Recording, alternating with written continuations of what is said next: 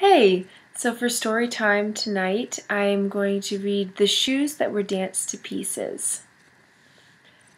There was once upon a time a king who had 12 daughters, each one more beautiful than the other. They all slept together in one chamber, in which their beds stood side by side, and every night when they were in them, the king locked the door and bolted it. But in the morning, when he unlocked the door, he saw that their shoes were worn out with dancing, and no one could find out how that had come to pass. Then the king caused it to be proclaimed that whosoever could discover where they danced at night should choose one of them for his wife and be king after his death. But that whosoever came forward and had not discovered it within 3 days and nights should have forfeited his life. It was not long before a king's son presented himself and offered to undertake the enterprise. He was well received, and in the evening was led into a room adjoining the princess's sleeping chamber. His bed was placed there, and he was to observe where they went and danced, and in order that they might do nothing secretly or go away to some other place, the door of their room was left open.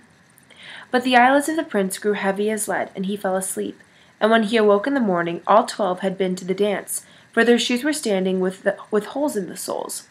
On the second and third nights it fell out just the same, and then his head was struck off without mercy. Many others came after this and undertook the enterprise, but all forfeited their lives.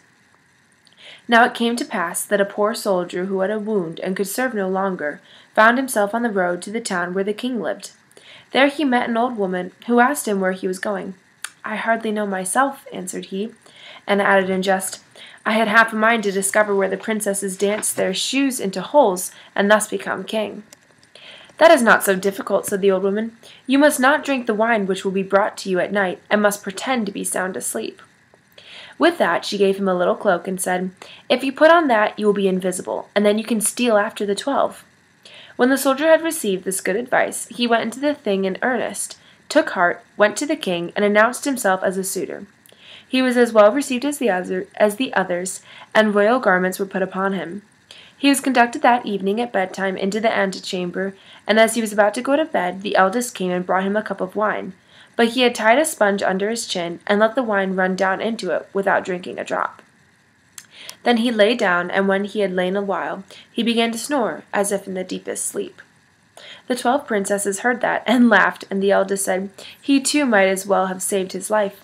With that they got up, opened wardrobes, presses, cupboards, and brought out pretty dresses, dressed themselves before the mirrors, sprang about, and rejoiced at the prospect of the dance.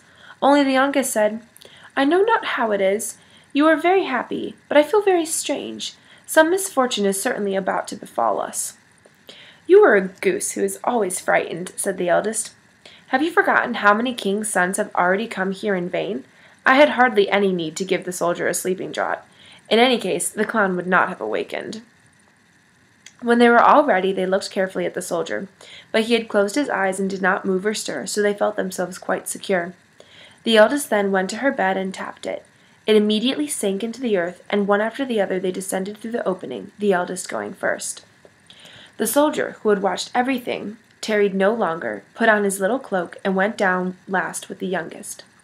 Halfway down the steps he just trod a little on her dress. She was terrified at that, and cried out, "What is that? Who is pulling at my dress?" "Don't be so silly," said the eldest. "You have caught it on a nail." Then they went all the way down, and when they were at the bottom they were standing in a wonderfully pretty avenue of trees, all the leaves of which were silver, and shone and glistened. The soldier thought, "I must carry a token away with me," and broke off a twig from one of them, on which the tree cracked with a loud report. The youngest cried out again, "Something is wrong. Did you hear the crack?" But the eldest said, "It is a gun fired for joy, because we have got rid of our prince so quickly." After that they came into an avenue where all the leaves were of gold, and lastly into a third avenue where they were of bright diamonds.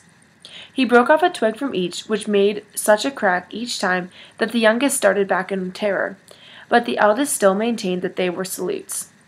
They went on and came to a great lake whereon stood 12 little boats, and in every boat sat a handsome prince, all of whom were waiting for the 12, and each took one of them with him.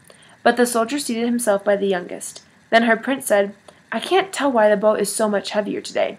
I shall have to row with all my strength if I am to get across." "What should cause that?" said the youngest. "But the warm weather? I feel very warm, too. On the opposite side of the lake stood a splendid, brightly lit castle, from whence resounded the joyous music of trumpets and kettle drums.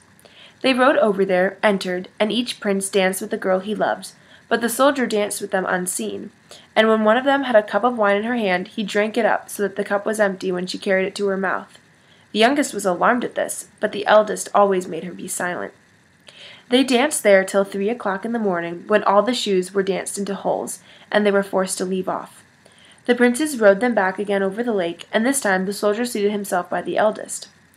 On the shore they took leave of their princes, and promised to return the following night.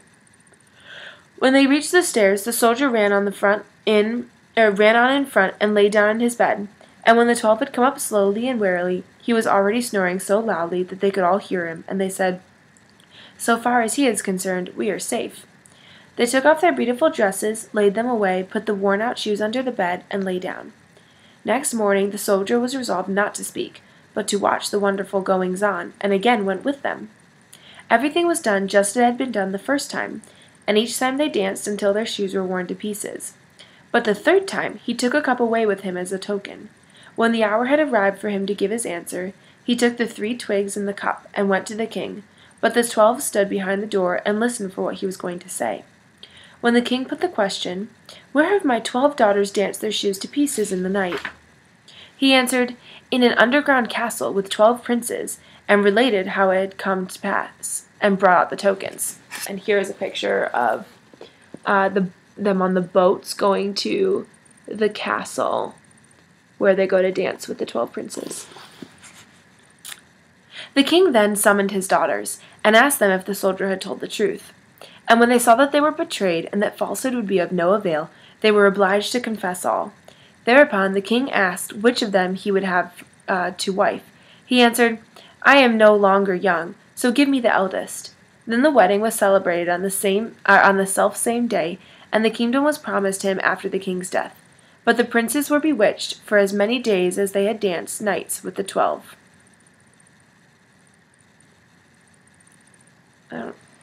Yeah, the end.